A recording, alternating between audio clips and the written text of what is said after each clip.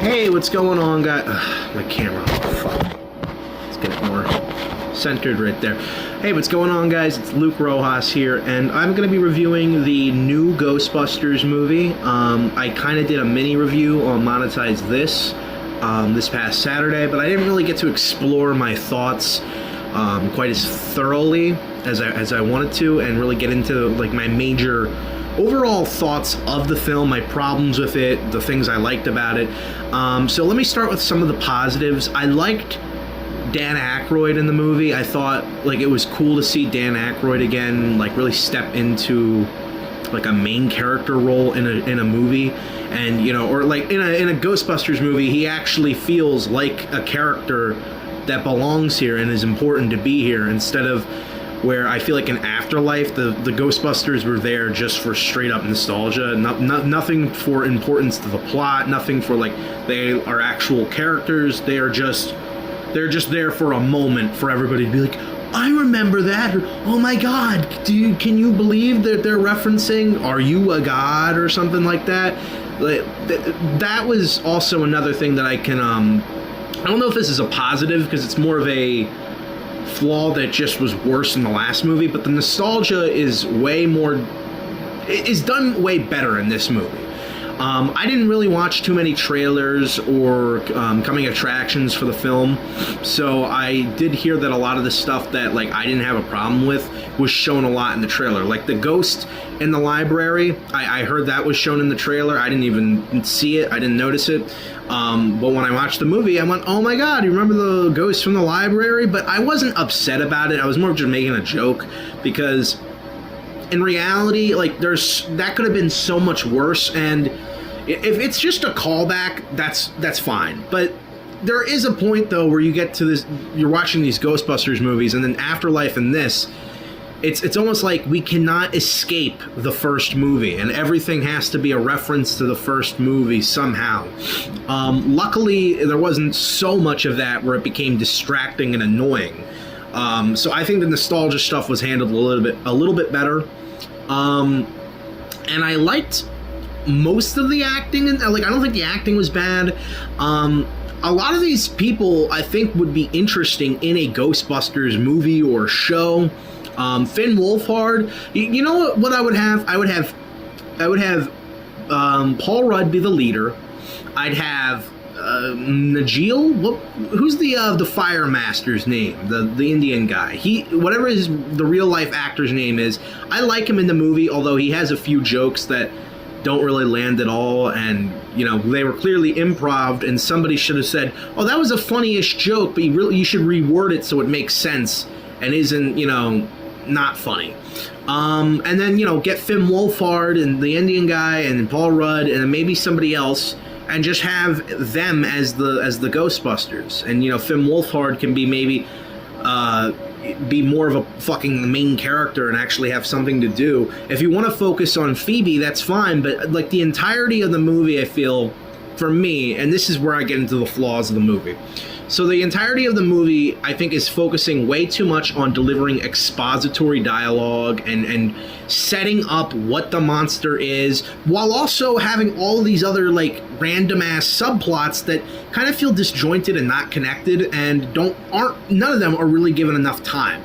The ghost girl, who Phoebe Spangler befriends and possibly falls in love with, they keep it very vague, so we don't have to call this movie Woke Busters or some shit like that. They keep it vague enough where they don't need to get in trouble, but then they also keep it they also kind of make it clear that it's sort of a romantic relationship so they can get brownie points from the progressives on the left side. They really covered their tracks there.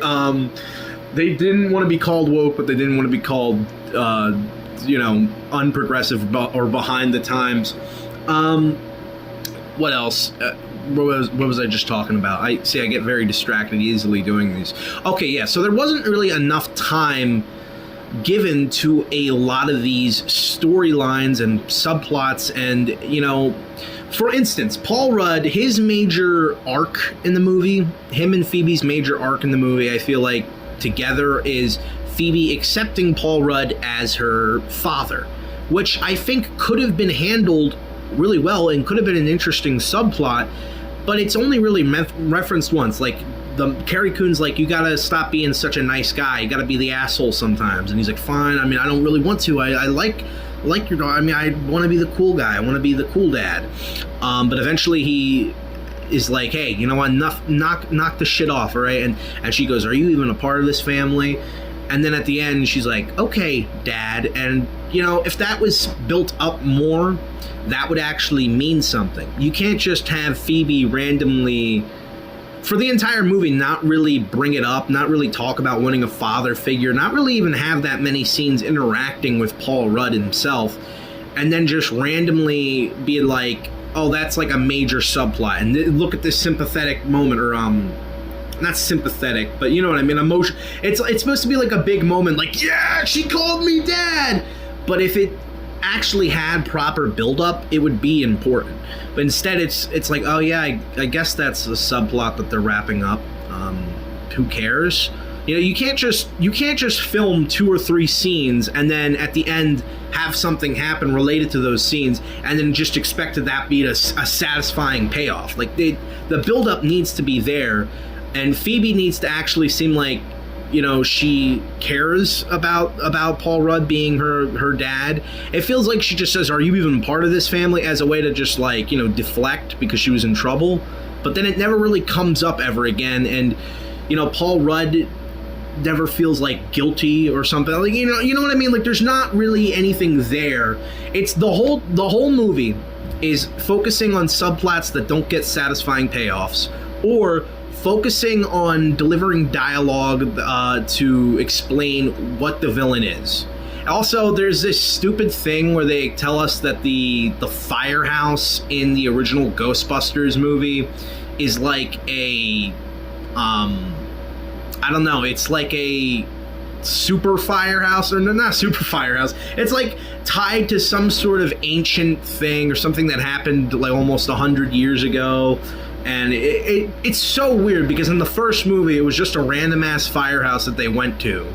And they're like, okay, I guess this is our headquarters, and that was the joke. It's like a shitty headquarters, and one of the only reasons why they chose it is, one, they're broke, and then two, Dan Aykroyd, he's like, hey, look, it's got a pole! and then, like, even Egon's like, everything about this building makes me think it should be condemned. So, I mean, it was a joke. But now it's, oh, this is actually the epicenter of Ghost's fate, or whatever the fuck. It's so... Oh my god, the lights went out.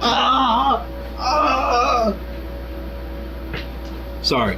It's so contrived, and I don't like that type of, you know, retroactively making something way more important than it originally was. They do it in video game adaptations a lot, but it's like, okay, so if you're a Ghostbusters, no, if you're a Dragon Ball fan, I'll relate this to you. It's like if in Dragon Ball, just randomly out of nowhere, they're like, oh, Master Roshi's house was made by the gods of destruction or something.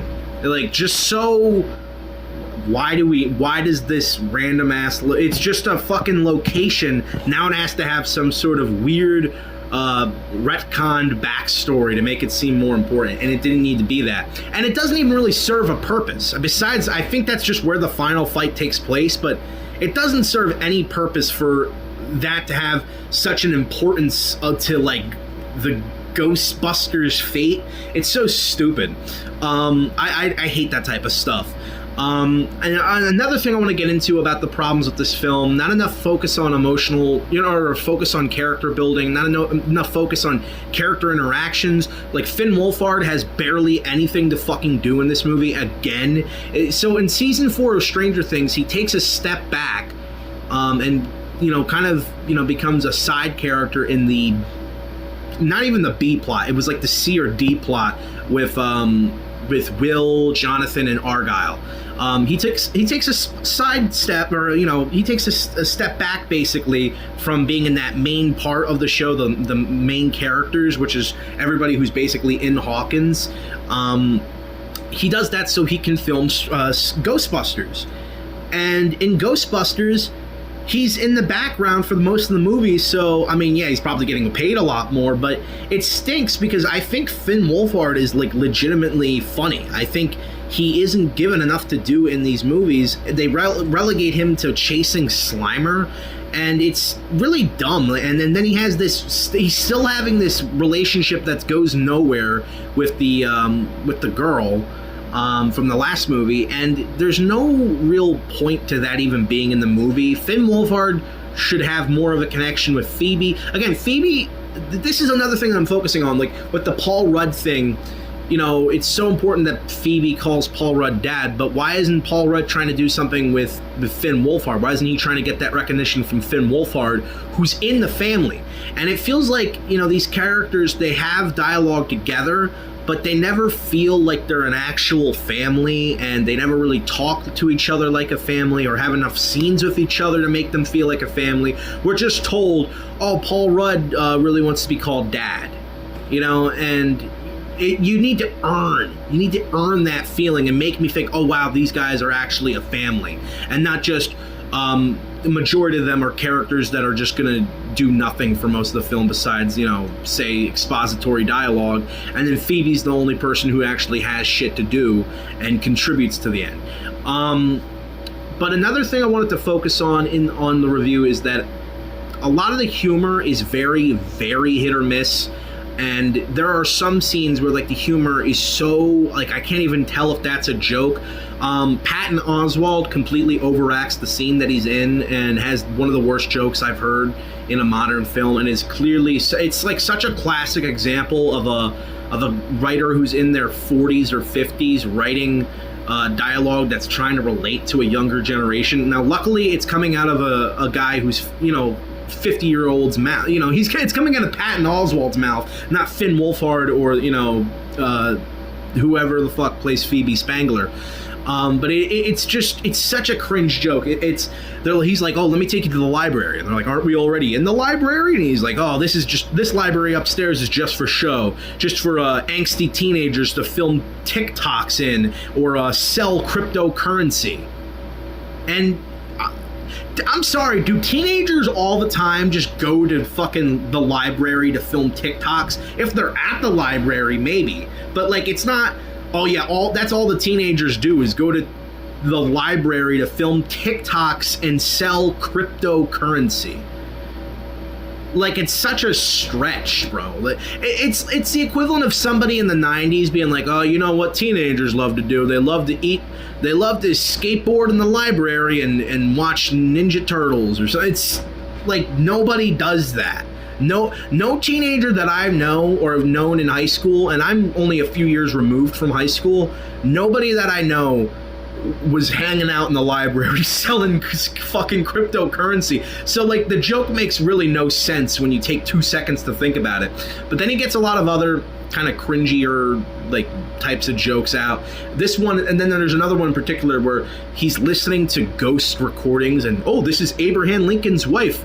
I actually was able to record her saying fuck. Apparently she saw but what was it? Oh yeah, we recorded her saying fuck because apparently she saw a moth.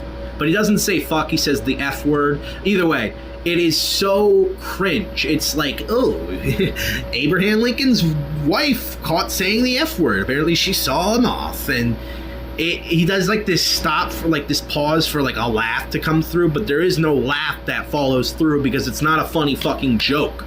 And that is a lot of the humor in this movie. Some of it is some of it's kind of chuckle worthy, some of it I legitimately laughed at, and then a lot of it is, and I kind of like my lip quivers up slightly because I'm kind of out of pity because I feel bad for whoever delivered such a fucking bomb of a joke at the time.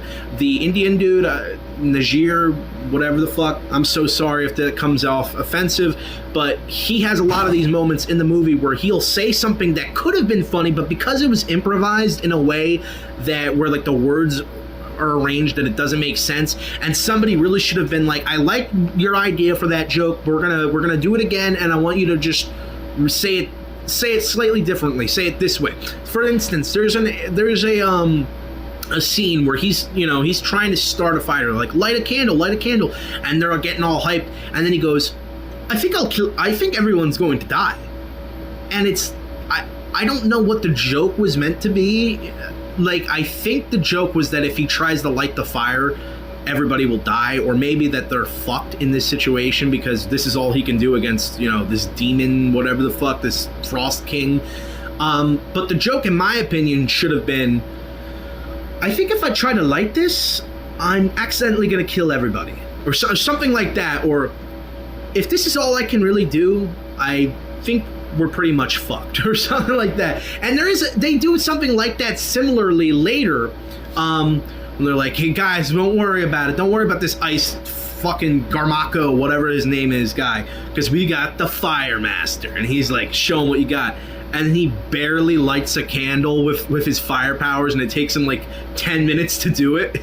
And then they, like, all the Ghostbusters just look at each other and they're like, get the proton packs. Like, yeah, like the little fire spark is gonna do anything. And that's another thing that didn't make any sense. So the guy's weakness is fire, but they're getting hit by particle accelerators. That does nothing, except for Phoebe's, because it's got ghost magic infused into it, which makes no sense. And the Fire Master guy. So you essentially made everybody else who's a Ghostbuster useless, besides Phoebe and this character who really serves no purpose for most of the film, except until the end. He should have been one of the Ghostbusters because legitimately he had chemistry with a few people. I actually wanted to see him and Finn Wolfhard have more interactions because they like relate to each other as like, oh yeah, what's more impressive, my brother becoming a mechanic, or me not having any of those skills and not going to college and still surviving on my own? And then Finn Wolfhard is like, well, obviously the second one. And they're like, I know, right? I wanted to see more of that. Those are the types of interactions that I wanted to see more. Or when like Finn Wolfhard and the girl are making sex jokes about the fucking dungeon in his grandmother's apartment, and they're like, yeah, she liked it rough or something because of this room, and then he just goes, please stop making crude sex jokes about my dead grandmother. That is the type of stuff I wanted to see, but we didn't get enough because we had to focus on explaining the fucking ball MacGuffin or the ancient blah blah blah of Garakaka. And we don't have enough scenes of characters actually interacting, and that's what made you like the original Ghostbusters. The action was nobody cared about the action sequence. We cared about the comedy, we cared about the character interactions, and we cared about the fun ride that we were on. I feel like these movies now have misconstrued what the Ghostbusters is about, and I don't want to be that guy, the gatekeeper fan who's like, this isn't what the Ghostbusters is about. But it really kind of isn't, because the Ghostbusters, oh my god, the lights keep going off. Fucking hate this. Alright. Last 2 minutes of the fucking review. So the Ghostbusters was about being a comedy more than anything else. Even Ghostbusters 2 got this right, but now I feel like Ghostbusters, especially this movie, is a shit ton of expository dialogue and a few Marvel quippy jokes here and there, just so we can build to the third act fight. And the third act fight goes by in like 10-15 minutes, so all of this set up to fucking get us to the Ice Empire part, and they don't even fight an empire. They don't fight a frozen empire. They fight just a frozen skeleton guy who, like, only today did I find out his name was Garakaka or whatever the fuck. And I don't know, it felt like a huge, once the movie started wrapping up, or once the credits started rolling, I just went, meh, that was kind of a waste of time. But I didn't hate it. I'll say this: Ghostbusters Frozen Empire, to me, is a better movie than Afterlife, because I just thought Afterlife was all the worst parts about Frozen Empire, especially like the nostalgia shit. All the worst parts about this are, I think, even worse in Afterlife, especially the nostalgia member berries. Like, that shit gets so annoying and so like hitting you over the head with these forced sentimental moments. Like, well, it's Egon, I gotta feel bad. I felt nothing when Egon and Phoebe were doing the fucking final Kamehameha, or the father-son Kamehameha at the end of the fucking movie. Like, I didn't feel anything for that. I didn't, because I never thought of Ghostbusters as this like schmaltzy fucking oh, this emotional. So nobody, like, I never got that. I just saw it as a comedy, but now it's tied to the Ghostbusters fate. The firehouse is tied to fate and it's family and everybody's, oh my, it's so, the ending of Afterlife was so bad and so enraging that I didn't want to watch this movie, and I kind of already formed a negative opinion on Frozen Empire before I watched it because of Afterlife. But after watching Frozen Empire, I don't think it's terrible. I don't think it's woke. I think it's just a whatever movie that should honestly be the end of the Ghostbusters franchise for a while. And if you're going to do something with Ghostbusters, make it a TV show, or make it a less sloppy, fucking just messy movie where you have so many characters that don't have anything to do. We got to bring podcasts back. We got to bring the black girl back. We got to bring Finn Wolfhard back. I like that you brought Finn Wolfhard back, but he has nothing to do because you're trying to stuff 100 other fucking characters and subplots into the movie. That is why this feels like it should be a TV show. But anyway, that's my little review of Ghostbusters.